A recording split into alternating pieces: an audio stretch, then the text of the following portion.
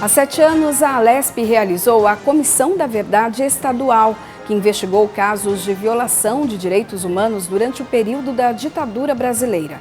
Para falar sobre esse tema, eu recebo o ex-deputado estadual e que presidiu a comissão à época, Adriano Diogo. Seja bem-vindo.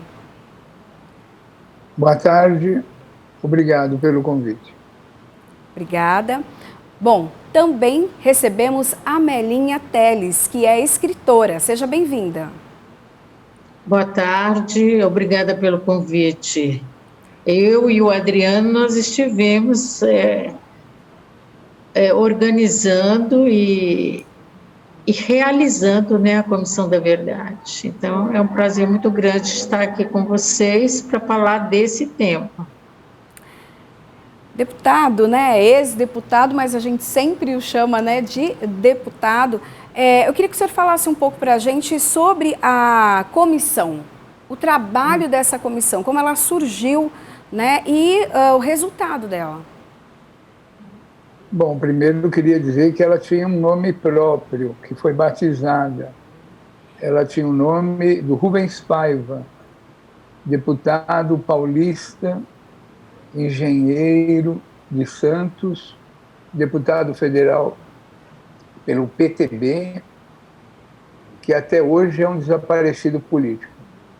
Então, a Comissão Estadual da Verdade se chamava Comissão Estadual da Verdade Rubens Paiva. Bom, a ideia surgiu pelo fato da presidente Dilma, né, ter enviado à Câmara Federal um projeto criando a Comissão Nacional da Verdade. E nós estamos fazendo agora 10 anos da aprovação do projeto de lei que criou a Comissão Nacional da Verdade. Mas em Brasília estava um impasse muito grande se a comissão, mesmo aprovando a lei, deveria ou não ser instalada, uma tensão. Então nós nos reunimos aqui em São Paulo e resolvemos fazer um projeto de lei. O presidente da Assembleia era o Samuel Moreira, para criar, na forma da lei estadual, a Comissão Estadual da Verdade Rubens Paiva. Ocorre que o governador, à época, não permitiu. O senhor Geraldo Alckmin não permitiu que fosse aprovada a lei. Se assustou com a repercussão e a possibilidade de se investigar os crimes da ditadura. Achou até que era uma armadilha para pegar alguma coisa do PSDB. E o prazo de investigação, como em todo o território nacional, era de 1964 a 1985. Então, a proposta que veio lá do Palácio é que tirasse 83, 84, 85, para não investigar aqui em São Paulo o período Montoro. Tá bom, retiramos da lei. Aí nem assim eles aceitaram. Aí nós tivemos que fazer um projeto de resolução, não um projeto de lei, um projeto mais rebaixado, para que a comissão funcionasse no âmbito da Assembleia Legislativa, como se fosse uma comissão parlamentar de inquérito ou mais uma comissão permanente. E assim foi aprovado. Então, a Amelinha Teles, minha grande amiga, minha grande companheira, é, no Brasil, uma das pessoas mais expressivas, né, junto com a sua família, seu marido, César Teles, sua irmã, Crimeia Almeida, sua filha, Janaína Teles, seu filho, Edson Teles, essa família incrível, maravilhosa, que se dedicou a isso, que já havia feito um dossiê antes do governo brasileiro, antes, tá? Sobre os mortos desaparecidos. Eu procurei a Amelinha, falei, Amelinha, estamos na eminência de aprovar um projeto de resolução criando uma comissão da verdade. E não pode haver comissão da verdade no estado de São Paulo sem a sua presença. Você topa? Ela falou, me dá uns dias para pensar, que eu vou conversar com o meu pessoal, e assim ela aceitou, e nós montamos a Comissão Estadual da Verdade. E aí o mundo se encarregou, e a Melinha estava lá na coordenação, o Ivan Seixas, enfim, era uma pequena comissão, 5 pessoas, trabalhando em período integral. E fez o trabalho que eu considero um dos mais importantes do Brasil. Essa é a história da Comissão Rubens Paiva e da minha querida amiga e companheira Amelinha Teles. Amelinha, conta um pouco para a gente também da sua experiência, né? Por que você então se colocou à disposição para participar dessa comissão e o que mais te chamou a atenção de tudo que foi feito? Olha, é o seguinte, eu pertenço à Comissão de Familiares de Mortos e Desaparecidos Políticos, que investiga e que denuncia os crimes da ditadura em relação aos assassinatos e desaparecimentos forçados de militantes políticos, quer dizer, daquele período de 1964 a 1985, né, o período de duração da ditadura militar. E nós já estivemos em vários momentos reivindicando o esclarecimento das circunstâncias dessas mortes, desses desaparecimentos, em várias oportunidades, né? Tanto na área política como na área judicial. Nós tínhamos e acompanhamos ainda hoje uma ação, né? No caso mais específico, dentro dessa comissão de familiares, tem também os familiares dos desaparecidos da região do Araguaia, que era um movimento guerrilheiro no Araguaia, e que todos os militantes que foram sequestrados naquela região são desaparecidos até hoje. E nós buscamos pelo menos os corpos, né, para que haja um sepultamento digno. Então, a reivindicação da Comissão da Verdade é uma reivindicação que já vinha sendo trazida pelas familiares, e o Brasil foi obrigado a criar essa comissão na medida que foi condenado pela Corte Interamericana de Direitos Humanos da OEA, tanto por não tomar nenhuma iniciativa, por ser negligente o Estado brasileiro em relação a qualquer medida de esclarecimento dos desaparecidos políticos, assim como também o Brasil trabalha numa ideia de autoanistia, o que não é aceito, é uma tese não aceita pela Corte e por todos os tratados e convenções de direitos humanos. Não cabe ao Estado anistiar aqueles agentes públicos que cometeram os crimes de desaparecimento, de assassinato, de estupro e de torturas, né? Então, essa reivindicação é antiga, ela foi reiterada na Conferência Nacional dos Direitos Humanos em 2008, em 2010 o Brasil foi condenado, e então, quando a presidenta Dilma toma posse, em 2011, ela providencia, então, e encaminha o projeto de lei para o Congresso Nacional, que é o que o Adriano já explicou.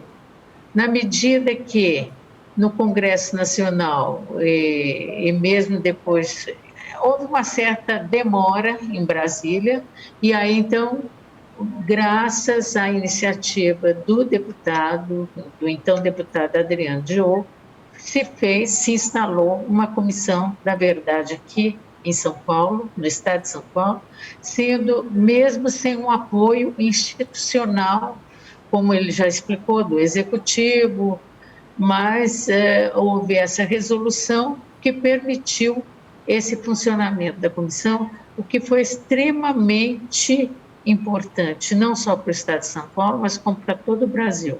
Essa comissão, que teve o nome de Rubens Paiva, né, deputado cassado pela ditadura e depois sequestrado e desaparecido, e até hoje nós não temos a resposta onde se encontra, o que aconteceu com Rubens Paiva. O que nós sabemos é que ele foi sequestrado por DOI-CODE e dali ele desapareceu, né? Ou seja, foi morto e desapareceram com o corpo. Então, em homenagem a esse deputado paulista, a comissão teve esse nome, mas ela teve uma importância muito grande, ela impulsionou a própria funcionamento da Comissão Nacional da Verdade, ela trouxe uma nova dinâmica e trouxe a temática a público. Eu quero aqui fazer um agradecimento ao Adriano e também até a TV Assembleia, que na época divulgou todas as audiências, todos os fatos ocorridos durante a comissão.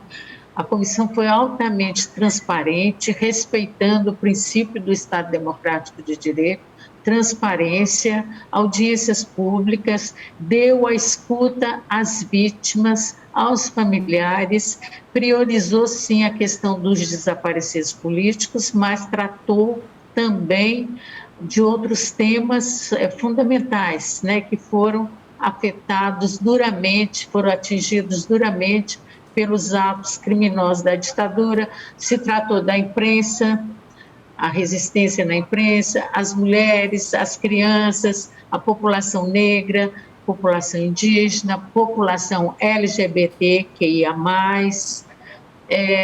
enfim, sindicalistas e a classe trabalhadora em geral. Então, essa comissão, ela trouxe uma dinâmica nova, ela impulsionou, e eu considero assim, eu tive a felicidade de trabalhar com Adriano Diogo e considero que esse espaço realmente contribuiu muito para a democracia desse país, contribuiu muito.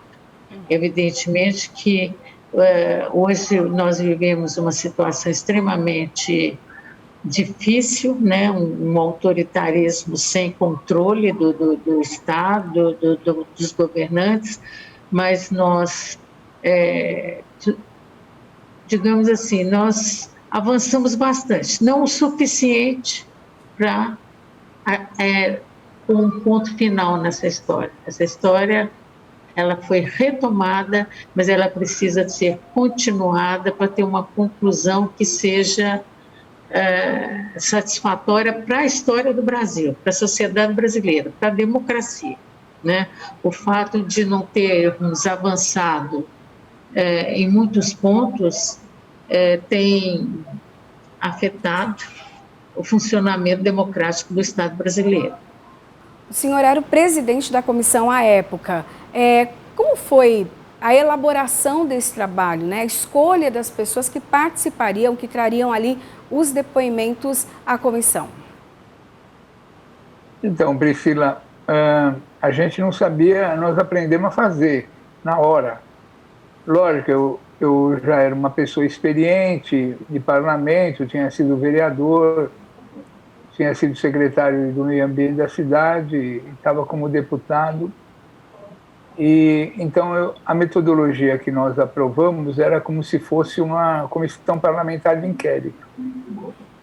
Então a primeira coisa que nós fizemos foi procurar a TV Assembleia e, através do Jorge Machado, quando a Assembleia alternava o sinal com a Câmara Municipal. Então, quando tinha sinal de TV aberta, da TV Alesp, e não tinha sessão, nós entrávamos.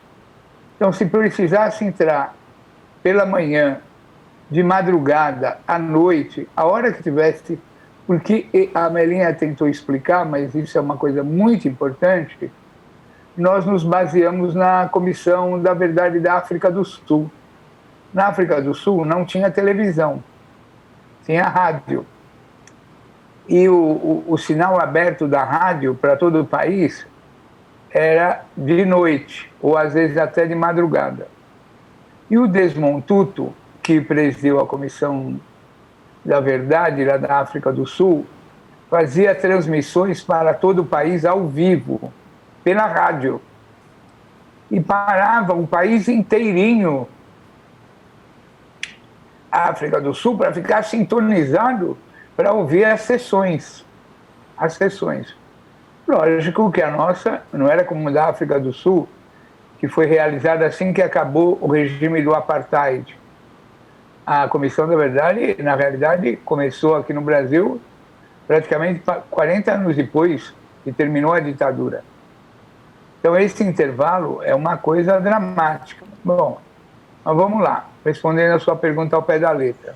Então, a primeira coisa que nós fizemos mais de 170 audiências, algumas com 8 a 9 horas de duração. Então, a primeira coisa que nós adotamos foi as vítimas. As vítimas. O depoimento das vítimas, dos familiares, das pessoas envolvidas pela TV ao vivo. Ao vivo. E tinha uma orientação que vinha de Brasília, que não era para mexer no capítulo dos mortos e desaparecidos. E foi por lá que nós começamos. Exatamente pelos mortos e desaparecidos. Recontar a história dos quase 500 companheiros brasileiros que estão mortos, que foram mortos e a maioria desaparecidos e que até hoje não têm um atestado de óbito verdadeiro. Foi por aí que nós começamos. A segunda orientação que nós recebemos lá de Brasília é que não se mexesse com a Fiesp, a participação da Federação das Indústrias do Estado de São Paulo no golpe. Pois bem, foi a segunda coisa que nós abordamos. Que foram descobertos os livros da portaria de entrada do prédio do DOPS e lá aparecia a presença da Fiesp acompanhando todos os interrogatórios. A terceira orientação que nós recebemos, que era muito perigoso mexer com a embaixada americana, ou outras embaixadas. Pois bem, nós também descumprimos essa orientação e fizemos análise. Então, para você ter uma ideia, gente do Brasil inteiro vinha para São Paulo para fazer audiência, para demonstrar o que estava acontecendo. No Pará, veio o Paulo Fonteles, o filho do Paulo Fonteles, veio, de todo lugar vinha, Pernambuco, onde tinha... E daí começou a se criar comissões estaduais da verdade em todo o país. Algumas mais poderosas, mais potentes, que foram criadas na forma da lei pelos governadores, como do Rio de Janeiro e Pernambuco, e outras mais modestas. Aí nós fizemos, aí na Assembleia, uma coordenação estadual, que foram criadas as comissões acadêmicas, na USP, no Unifesp, na Unesp, várias universidades. Depois, comissões da verdade nos sindicatos, nas centrais sindicais. E aí começaram a aparecer propostas de grupos de trabalho, das empresas, dos trabalhadores, dos índios, nas áreas rurais, grupos de trabalho. Então, era uma maravilha. E gente das universidades, pesquisadores, que estavam fazendo teses, vídeos, filmes, traziam esse material para a comissão. Então, a comissão estadual virou um desaguadouro natural e como tinha gente muito... Não estou falando isso para... A comissão era pequenininha, mas era gente muito reconhecida no Brasil inteiro. Como eu disse na abertura da Melinha, gente de muita credibilidade. Muita. A direção da Assembleia nos ajudou em tudo que era possível. Imagina você que, por coordenação da Janaína Teles, nós fizemos um livro maravilhoso impresso pela Assembleia sobre as crianças sequestradas na ditadura, chamado Infância Roubada, né? Então, imagina você, a TV Assembleia tinha, sábado à noite, uma sala de cinema de filmes sobre o período, todos os sábados à noite, né? Então, nós tivemos um apoio impressionante da Assembleia, todo mundo, o Toninho, a Tânia Mendes, a Mônica Horta, bom, enfim, era todo o pessoal, os procuradores, foi uma coisa, os deputados, lógico, sem os deputados darem quórum, a gente não podia manter a comissão funcionando. Nós nunca tivemos um problema de quórum, nada. Dentro das limitações que a Assembleia tinha, foi criada uma sala para isso, não era uma sala muito confortável, não tinha computadores modernos. Todas as sessões foram gravadas e transcritas em taquigrafia, até sessões que tinham pessoas de outro idioma, foi contratado o tradutor para os anais, foi uma coisa maravilhosa. Então, dentro da modéstia, mas, eu repito, era muito séria, né? Era Melinha Teles, Ivan Seixas, Vivian Mendes, Tatiana Merlino, como jornalista, Renan Quinaglia, como advogado, a Thaís Barreto, como jornalista, aquela menina advogada também que ajudou muito. A Carolina Bissotto. Carolina Bissotto. A Carolina, o Pádua Fernandes. O Pádua Fernandes na redação, relatório final, que tinha um texto maravilhoso. Uhum.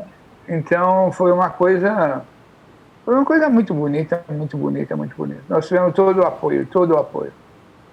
Foi um período mágico, 2 anos trabalhando em período integral. Bom, nós vamos fazer um rápido intervalo, porque daqui a pouquinho a gente quer saber mais, né? Afinal de contas, um assunto tão importante que marcou a história do Estado de São Paulo e a história aqui da Assembleia Legislativa do Estado de São Paulo. Daqui a pouquinho a gente volta.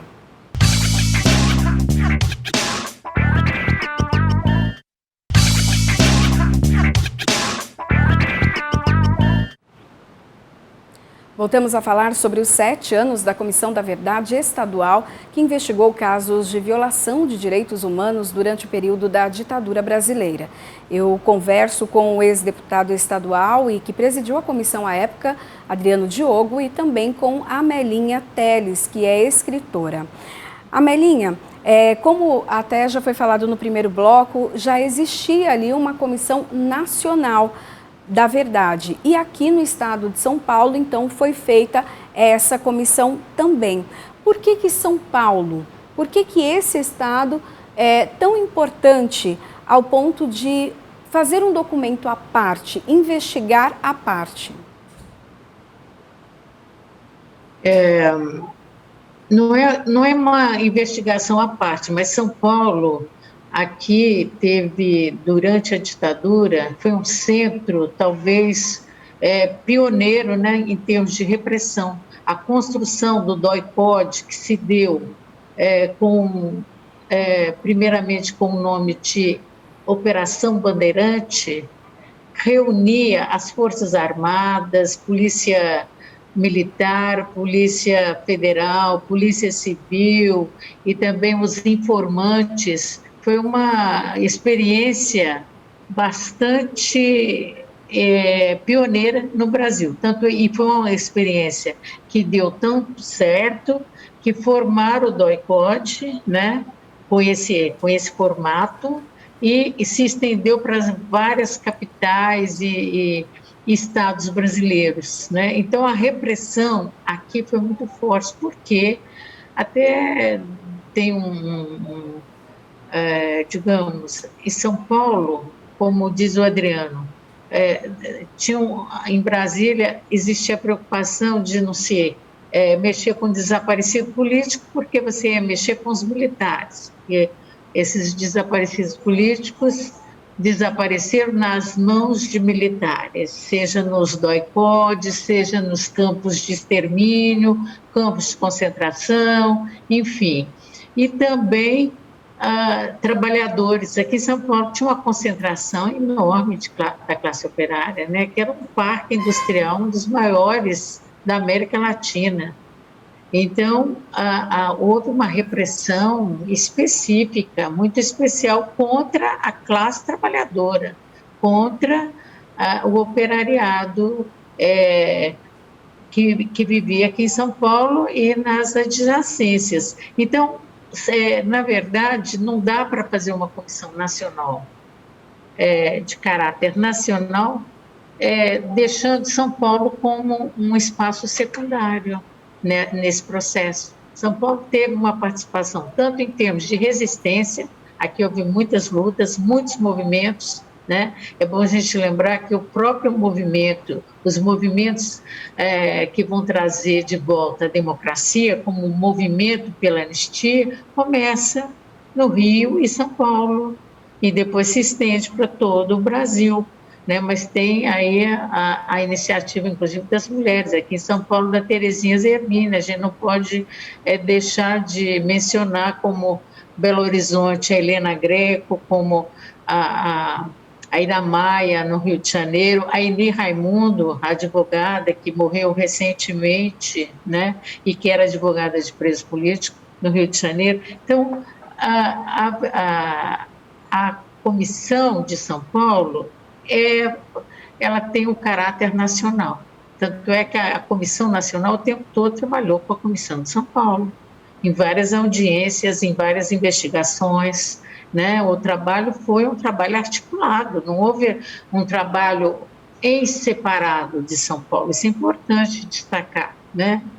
E até aqui em São Paulo foi feito, há mais de 30 anos, foi aberta a Vala de Perus, que a Vala de Perus traz o quê? Traz as ossadas dos crimes, é a prova contundente, né, dos crimes da ditadura, a Vala de Perus. Então, é um tratamento que tem que se dar, essas investigações ainda continuam, e São Paulo, a Comissão de São Paulo, Adriano Diogo tem um papel fundamental em garantir a continuidade da investigação das ossadas de Perus, que hoje estão na Unifesp, Universidade Federal de São Paulo, que criou um centro de arqueologia e antropologia forense, o primeiro e único da América Latina, certo? Para fazer essa investigação, é o CAAF.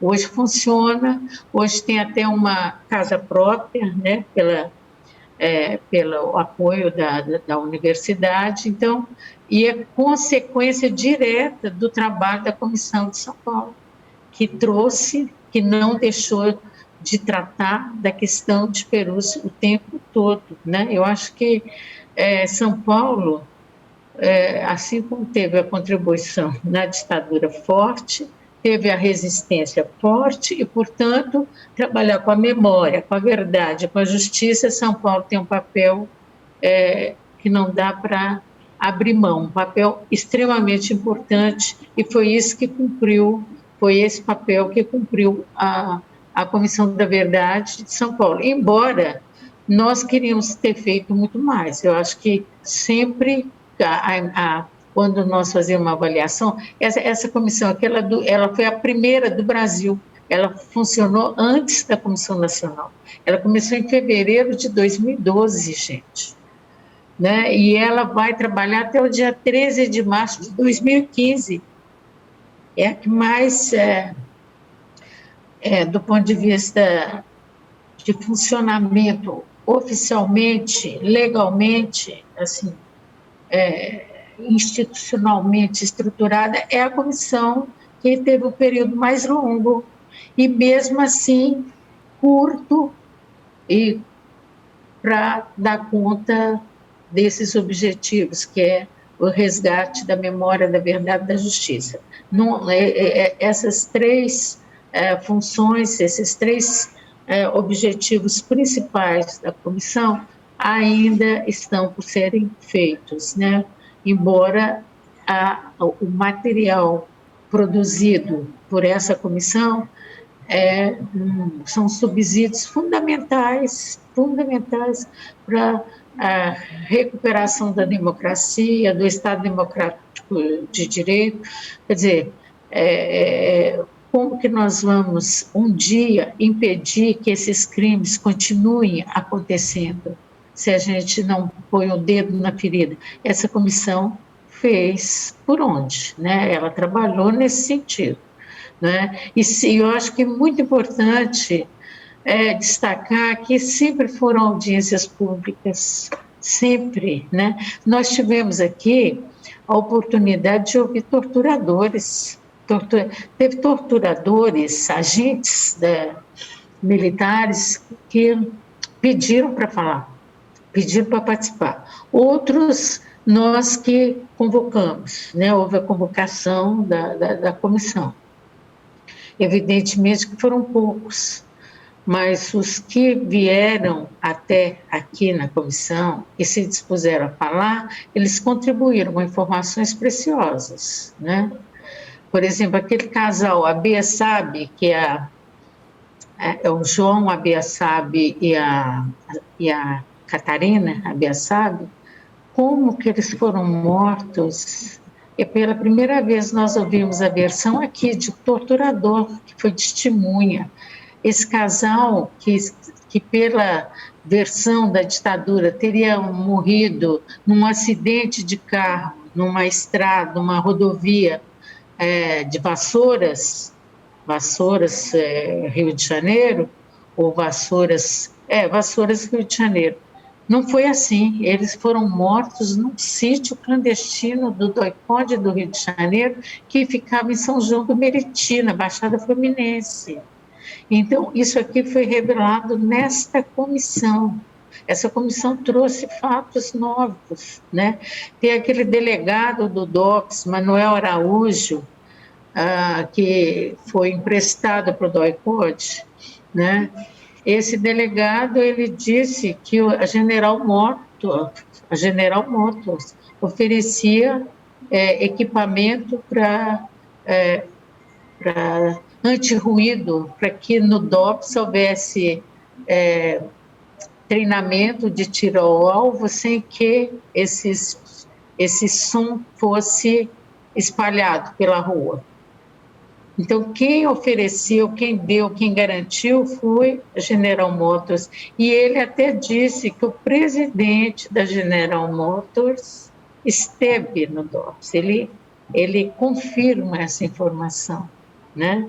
Que o Adriano já colocou, que muitos empresários, muitos representantes da Fiesp iam até o DOPS para acompanhar interrogatórios. E quando a gente fala interrogatórios, gente, entre aspas, interrogatórios, porque na verdade são sessões de torturas, os interrogatórios.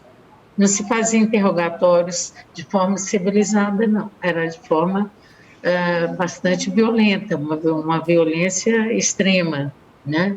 Tanto é que muitas pessoas foram mortas durante os interrogatórios, né?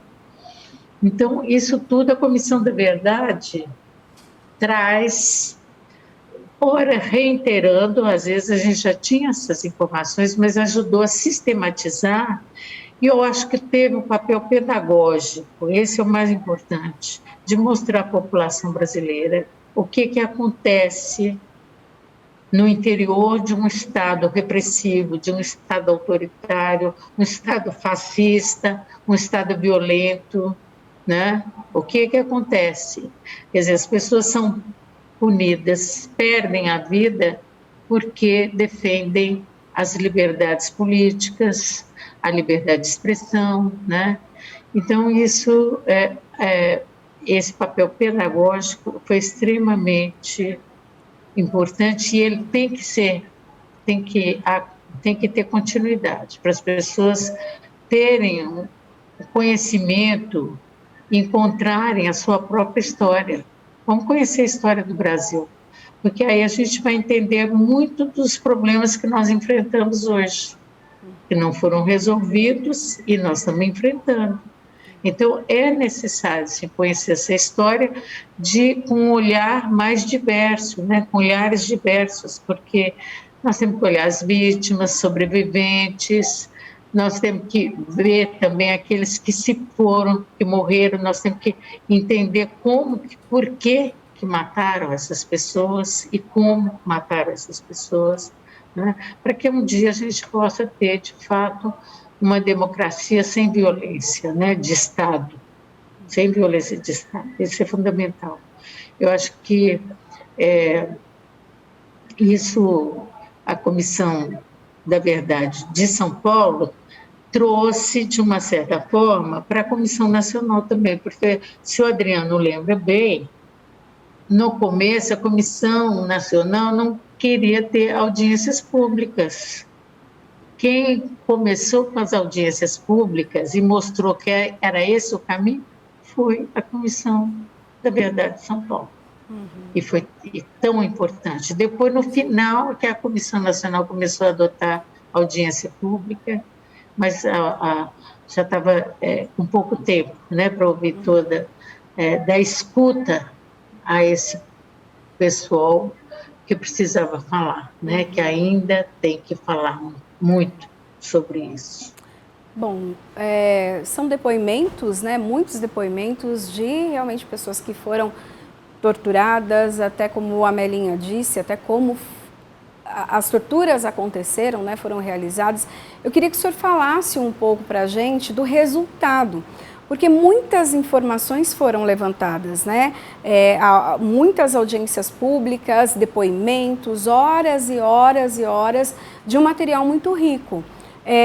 O resultado disso, as famílias, de uma certa maneira, foram acolhidas até com essas respostas? Bom, o primeiro resultado está aí na Assembleia, e vocês podiam, se possível, pôr o site, para que as pessoas possam, os pesquisadores, os professores, ter acesso ao relatório da Comissão Estadual da Verdade. É um trabalho riquíssimo. Isso seria a primeira coisa. Agora, como a Melinha deixou, depois também podia, se possível, colocar o site onde está armazenado o relatório da Comissão Nacional da Verdade. O relatório da Comissão Nacional da Verdade é o documento político da história brasileira mais importante dos últimos 50 anos. Agora, a sua pergunta é assim: quais os efeitos práticos do trabalho que vocês realizaram para a população, né? Que é mais ou menos o que interessa. Então, quando nós, só para você ter uma ideia, outro dia teve uma audiência aí na Assembleia, pela Comissão de Direitos Humanos, presidida pelo deputado Emílio de Souza, sobre o DOI-CODE. O que é o DOI-CODE? É uma delegacia que funciona aí na Vila Mariana, bem pertinho da Assembleia, na esquina da Rua Tutóia com Tomás Carvalhal, que está tentando se fazer daí um centro de memória. É um lugar onde não só as pessoas foram mortas e assassinadas lá dentro, como era o Comando Nacional da Repressão em todo o país. Era uma espécie de sucursal, uma sucursal do SNI, que funcionava nessa prosaica delegacia.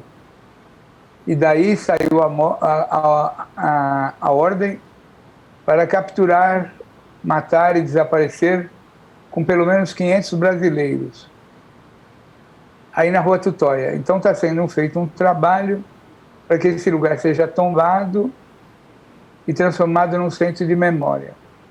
Isso tudo ocorreu durante a Comissão Estadual da Verdade, Rubens Paiva.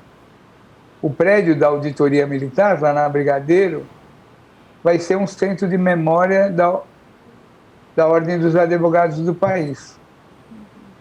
Então, a partir dessas iniciativas, outras iniciativas começaram a ser tomadas em outros estados. Por exemplo, qual é a maior reivindicação dos familiares dos mortos desaparecidos? que os atestados de óbito, que até hoje estão errados, estão fraudados, sejam reconhecidos e sejam modificados. E esse trabalho nós começamos aí na comissão. A Marinha já citou a recuperação das ossadas que estavam abandonadas lá no cemitério do Araçá, desde a abertura da Vala de Perus, que agora tem um laboratório da Unifesp, fazendo o reconhecimento dessas ossadas. Enfim, foram tantas as iniciativas que ocorreram no Brasil, a partir, por exemplo, o livro do jornalista Marcelo Godoy, Casa da Vovó, foi lançado aí, explicando como funcionava o DOI-CODE. Vários livros, vários filmes. O Luiz Eduardo Greenhalgh apresentou um trabalho mudando a versão de como foi assassinada a Yara Yavelberg, companheira do capitão Carlos Lamarca. Foi feita uma audiência ao vivo aí, corrigindo todas as distorções. E até foi lançado o filme sobre a história da Yara. Mas uma das coisas mais marcantes que aconteceu foi, como eu disse, o livro, foi contar que na ditadura as crianças brasileiras, filhos de perseguidos, filhos de militantes, foram presas e torturadas. Como o menino filho do jornalista Dermi Azevedo, que foi torturado quando da prisão dos pais, como bebê, e remanesceu tantos transtornos psíquicos que esse menininho se suicidou quando cresceu. Então, mas foram feitas histórias inteirinhas.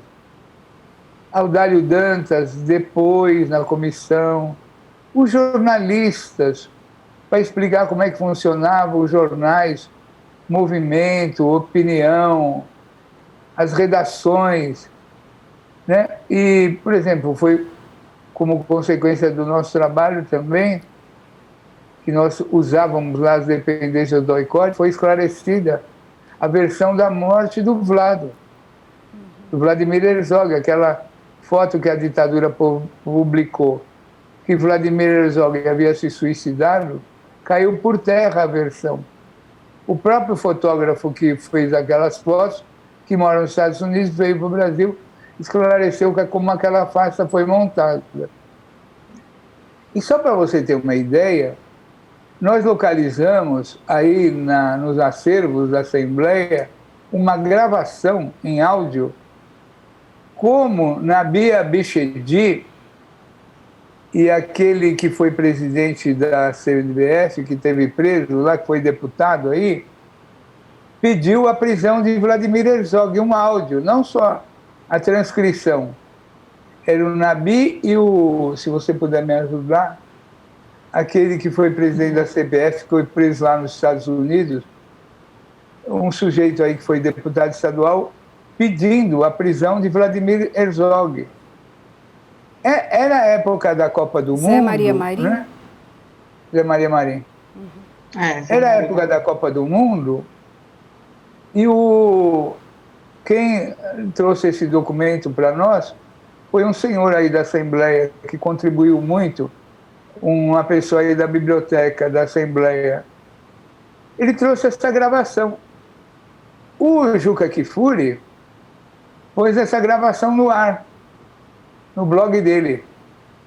E um grande jornalista irlandês, que morreu essa semana, ele pôs no mundo inteiro, mostrando quem era José Maria Marim,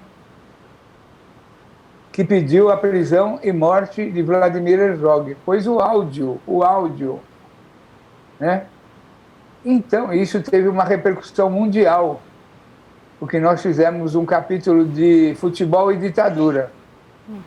O Milton Belintani, um grande jornalista querido, era vivo, e ele trouxe para a gente um documentário do Chile, como é que o Brasil foi jogar com a seleção chilena, através do time do Santos, com as pessoas ainda presas nas dependências do Estádio Nacional.